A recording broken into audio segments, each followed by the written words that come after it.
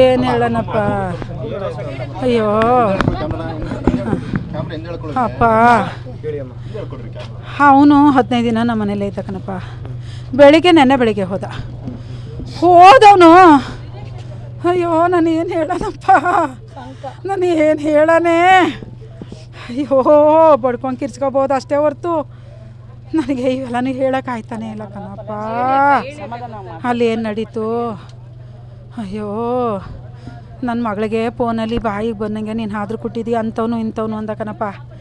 ಇವಳು ನಾನು ಯಾರು ಕೊಟ್ಟಿದ್ದೀನಿ ತೋರಿಸ್ತೀನಿ ತಡಿ ಬರ್ತೀನಿ ಅಲ್ಲಿಗೆ ಬರ್ತೀನಿ ತಡಿ ಅಂದ್ಲು. ಎದ್ದು ಓಡಾಡ್ತಾಯಿದ್ಲು ಫೋನ್ಗಳೆಲ್ಲ ಕೈಲಿಟ್ಕೊಂಡು. ನಾನು ಬೆಳಕನವ ಅಂದ್ಬಿಟ್ಟು ಕರ್ಕೊಬಂದು ಸೋಫಾ ಮೇಲೆ ಕೂರಿಸಿ ಓಡಾಗಿ ಬೀಗ ಹಾಕ್ಕೊಂಡೆ. ಮನೇಲಿ ಲಾಕ್ ಮಾಡ್ಕೊಂಡೆ. ನನ್ನ ಹತ್ರ ಹುಗ್ದು ಮುರಿ ಆಡಿ ಲಾಕ್ ಕಿತ್ಕೊಂಡ್ಲು. ಇಲ್ಲ ಹೋಗಿ ಕೇಳ್ತೀನಿ ಯಾಕಂಗಂತಾನೆ ಕೇಳ್ತೀನಿ. ಎಲ್ಲ ಮಾತು ಆಯಿತು, ಎಲ್ಲನೂ ಅಂತ ಪೂರೈಸ್ತಾ. ಈಗ ಆದರೂ ಕೊಟ್ಟಿದ್ದೀನಿ ನೀನು ಅಪ್ಪಂಗೆ ಕೊಟ್ಟಿದ್ದೀಯಾ? ಅಪ್ಪಂಗೆ ಕೊಟ್ಟಿದ್ರೆ ಬಾ ನೀನು ನಮ್ಮ ಮನೆಗೆ ಕಾಲಕ್ಕೂ. ನೀನು ಅಪ್ಪಂಗೆ ಕೊಟ್ಟಿದ್ರೆ ಕಾಲಕ್ಕೂ ನಮ್ಮ ಮನೆಗೆ ಅಂದ. ನಾನು ಅಪ್ಪಂಗೆ ಹುಟ್ಟಿದ್ದೀನಿ ಕಣೋ, ನೀನು ನನ್ನ ಕಟ್ಕೊಂಡಿರೋ ಗಂಡು ಮನೆಗೆ ಬರ್ದೆ ಇನ್ನೆಲ್ಗೆ ಹೋಗೋನೆ ಬರ್ತೀನಿ ಕಣೋ ಅಂತ ಹೋದ್ಲು. ಹೀಗೆ ಬಂದ್ಲು. ಅವರು ಗಲಾಟೆ ಅಂತ ಅಂದರೆ ನಮ್ಮ ಮನೆ ಆಸ್ತಿಗೋಸ್ಕರ ಅವನು ಮದುವೆ ಅದ. ನಮ್ಮ ಆಸ್ತಿ ಒಬ್ಬಳೆ ಮಗಳು, ನಮಗೊಂದು ಮನೆ ಇದೆ ಮೈಸೂರಲ್ಲಿ. ನಮ್ಮ ಆಸ್ತಿಗೋಸ್ಕರ ಅವ್ನು ಮದುವೆ ಆದ. ನಾವು ಹೊಸಿಯ ನಮ್ಮ ಯಜಮಾನರು ತೀರೋಗಿ ನಾವು ಹೊಸಲಿ ನೋವಲ್ಲಿದ್ದು 1 ವರ್ಷದೊಳಗೆ ಮದುವೆ ಮಾಡಿಬಿಡ್ಬೇಕು ಅಂತೆಲ್ಲ ಅಂದ್ರಲ್ಲ. ನಾವು ನಮ್ಮ ಯಜಮಾನರು ತೀರೋದಾಗಲೂ ನಾನು ಇದೇ ಸ್ಥಿತಿಲಿ ಈಗ ಹೆಂಗಿದ್ದೀನಿ ಇದೇ ಸ್ಥಿತಿಲಿದ್ದೆ. ಅವರು ನಮ್ಮ ಹಿಡ್ತಕ್ಕೆ ಬಂದುಬಿಡ್ತಾರೆ, ನಾವು ಹೇಳ್ದಂಗೆ ಬಿದ್ದಿರ್ತಾರೆ. ಮಾಡ್ಕೊಬಿಡೋಣ ಅಂತ ಏಕುಪ್ಪಕ್ಕೆ ಏನೂ ನೋಡಿಲ್ಲ. ಭುಜ ತಟ್ಟಿ ತಮ್ಮಯ್ಯ ಅಂತ ತಪ್ಕೊಂಡು ಮುದ್ದಾಡಿ ಮದುವೆ ಮಾಡ್ಕೊಂಡ್ರು. ಮದುವೆ ಮಾಡ್ಕೊಂಡ್ಮೇಲೆ ಯಾವಾಗ ನಾವು ಸ್ವಲ್ಪ ಚೇತರಿಸ್ಕೊತಾ ನಾವು ಹುಷಾರಾಗಿರಕ್ಕದು. ಇವ್ರು ಅವ್ವ ಏನಂದ್ಲು, ನನ್ನ ಮನೇಲಿ ಆದಿದ್ದು ಕೆಲಸ ಮಾಡ್ಕೊಂಡಿರುವೆ ಎಲ್ಲ ಮಾರ್ಬಿಟ್ಟು ಬಂದ್ಬಿಡು ನಮ್ಮ ಮನೆಗೆ, ನಿನ್ನ ಮಗಳು ತಾವು ನೀನು ನಿನ್ನ ಮಗಳೆಲ್ಲ ಜೊತೆಲಿ ಇರಿವ್ರಿ ಅಂದರು. ನಾನು ಯಾಕಪ್ಪ ಹೋಗಾನೆ, ಅಳಿನ ಮನೆಗೆ ಹೋಗಿ ಸೇರ್ಕೊಳ್ಳೋಣ ಜೀತ ಮಾಡೋಕ್ಕೆ. ಒಬ್ಬಳೆ ಮಗಳು ಕಣಪ್ಪ, ಅವಳು ಒಬ್ಬಳೆ ಮಗಳು. ಹಾಂ ಇಲ್ಲ ಕಣಪ್ಪ, ಸಂಬಂಧಿಕರಲ್ಲ. ನಮ್ಮ ಸಂಬಂಧಿಕನ ಒಬ್ಬ ಹರೀಶ ಅನ್ನೋನು ಕ್ಯಾರ್ಪೇಟೆ ಅವನು ಇವ್ರಿಗೆ ಮದುವೆ ಮಾಡಿದ್ದು.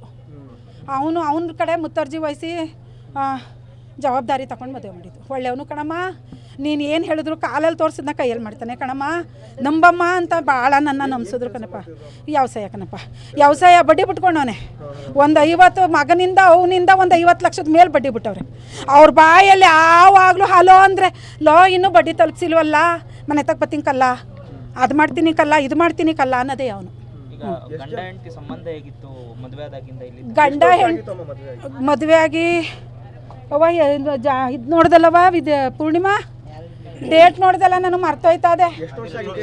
6 ಈಗ ನನ್ನ ಮಗಳು ಇಲ್ಲಿ ಚಿಕ್ಕವಳಿದ್ಲಲ್ಲ, ಅವಳು 6 ವರ್ಷದೋಳು ಕಣಪ್ಪ, 5 ವರ್ಷದೋಳು.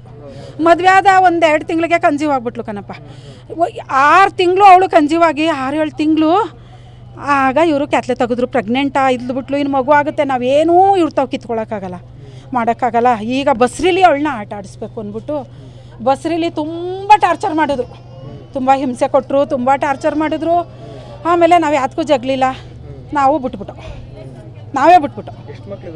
2 ಮಕ್ಕಳು ಕಣಪ್ಪ. ಈಗ ತಿರ್ಗಾ ಬಂದ ರಾಜಿ ಮಾಡಿಕೊಂಡು ಕೋರ್ಟಲ್ಲೆಲ್ಲ ಡಿಸೈಡ್ ಆಯಿತು. ಆ ಮಗುಗೆ ಜೀವನಾಂಶ ಕಟ್ಟೋದು, ಓದಕ್ಕೆ ದುಡ್ಡು ಕೊಡೋದು, ಮದುವೆ ಮಾಡೋದು, ಆಸ್ತಿ ಕೊಡೋದು ಎಲ್ಲ ಡಿಸೈಡ್ ಆಯಿತು. ಡಿಸೈಡ್ ಆದಮೇಲೆ ಅವ್ರವ್ವ ಅಯ್ಯೋ ನನ್ನ ಮಗನಿಗೆ ಒಂದಿನ ಚಡ್ಡಿ ಹೋಗಿಲಿಲ್ಲ, ಒಂದಿನ ಬೆಂತಿಕ್ಕಿ ಅಡುಗೆ ಮಾಡಿಕ್ಲಿಲ್ಲ, ನೀರು ಇಲ್ಲಿಲ್ಲ, ಅವಳಿಗೆ ಆಸ್ತಿ ಕೊಡಬೇಕಾ, ಬಾಳ್ಸೋದೇ ಬಿಡೋದ, ಒಳ್ಳೆ ಮಾತಾಡ್ಕೊಂಡು ಅವಳನ್ನ ಕರ್ಕೊಳ್ಳೋದ ಅಂತ ಬಂದು ಅವಳು ಕಾಲು ಹಿಡ್ಕೊಂಡ್ಲು. ಅತ್ತೆ ಆದವಳು ಕಾಲು ಹಿಡ್ಕೊಂಡ್ಲು. ನಾನು ತಪ್ಪಿದ್ರೆ ಕ್ಷಮಿಸ್ಬಿಡವ, ನಿನ್ನ ಕಾಲು ಕಟ್ಕೋತೀನಿ, ಇನ್ನೆಲ್ಲ ಚೆನ್ನಾಗಿ ಹೋಗೋದಕ್ಕ. ನಮ್ಮ ಮನೆಗೆ ಬಂದಿಲ್ಲ ಕಣಪ್ಪ, ಮನೆಗೆ ಬಂದಿಲ್ಲ. ಅಲ್ಲೇ ತಿಂಗಳಾಗಿತ್ತು ಮನೆಗೆ ಹೋಗಿ. ನಮ್ಮ ಮಗಳು ಅವ್ರ ಮನೆಗೆ ಹೋಗಿ 1 ತಿಂಗಳು ನಮ್ಮ ಮನೇಲೇ ಇದ್ದಿದ್ದು. ಅವನು ನಮ್ಮ ಮನೇಲೇ ಇದ್ದ. ಅವನಿಗೆ ಆಕ್ಸಿಡೆಂಟ್ ಮಾಡಿಕೊಂಡು ಇವೆರಡು ಹಸ್ತ, ಮಂಡಿ, ಈ ಕೈ ಸ್ವಲ್ಪ ಮೂಳೆ ಏಟಾಗಿ ಸಲ್ಲಿಂಗಾಗಿ ಇಷ್ಟು ಹತ್ರ ಊದ್ಬಿಟ್ಟಿತ್ತು. ನಾವೇ ಸ್ಕ್ಯಾನಿಂಗ್ ಮಾಡಿಸಿ ನಾವೇ ಟ್ರೀಟ್ಮೆಂಟ್ ಕೊಟ್ಟು ನಾನು ನನ್ನ ಮಗಳಿಬ್ಬರು ಒಂದು ಸೇವೆ ಮಾಡ್ತೀವಿ. ಅವರು ಇವನು ನೀನು ಹಾದ್ರು ಕೊಟ್ಟಿದ್ದೀಯನ್ನೆಲ್ಲ ಕೇಳಕ್ಕೆ ಹೋದ್ರು. ಇಲ್ಲಿ ಅಮ್ಮ ಬಂದ್ರಲ್ಲ ಈಗ ಭಾಗ್ಯಮ್ಮ ಅಂದ್ಬಿಟ್ಟು ಅಲ್ಲಿ ಹೋಯ್ತಿದ್ದಂಗೆ ನಮ್ಮ ಮಗಳೂ ಭಾಗ್ಯಮ್ಮ ಅನ್ನೋರ್ನು ಎಳ್ಕೊಂಡು ಲಾಕ್ ಮಾಡ್ಕೊಬಿಟ್ರಂತೆ. ಒಂದು ಕೈ ಹಿಂಗೆ ತಿರ್ಚಿ ಹಿಂದಕ್ಕೆ ಹಿಡ್ಕೊಂಡು, ಅದೇನೋ ಅವ್ರು ಹೇಳ್ತಾರೆ, ಅಲ್ಲಿ ವಿಚಾರ ನಂಗೆ ಏನಾಯ್ತು ಅಂತ ಗೊತ್ತಿಲ್ಲ, ಅವ್ರು ನನಗೆ ಹೇಳಿದ್ದು.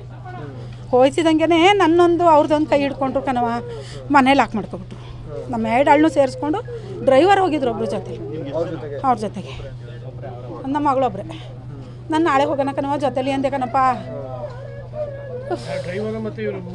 ಹ್ಞೂ ಡ್ರೈವರು ಒಬ್ಬರು ಆ ಕೋರ್ಟಲ್ಲಿ ಟೈಪಿಸ್ಟ್ ಮಾಡ್ತಾರೆ ಸ್ಟೆನೋ ಅಂತ, ಅವರೊಬ್ಬರು ಭಾಗ್ಯಮ್ಮ ಅಂತ.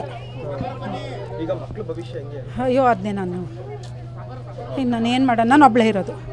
ನನ್ನ ಕಡೆಯಲ್ಲೂ ಯಾರೂ ಗಂಡು ಮಕ್ಕಳಿಲ್ಲ, ಗಂಡಸ್ರೇ ಇಲ್ಲ ನಮ್ಮ ಕಡೆ. ನನ್ನ ಗಂಡ ಇಲ್ಲ, ನನ್ನ ಮಗಳೇ ಗಂಡಸ್ ಮಂಗನಂಗಿದ್ದು.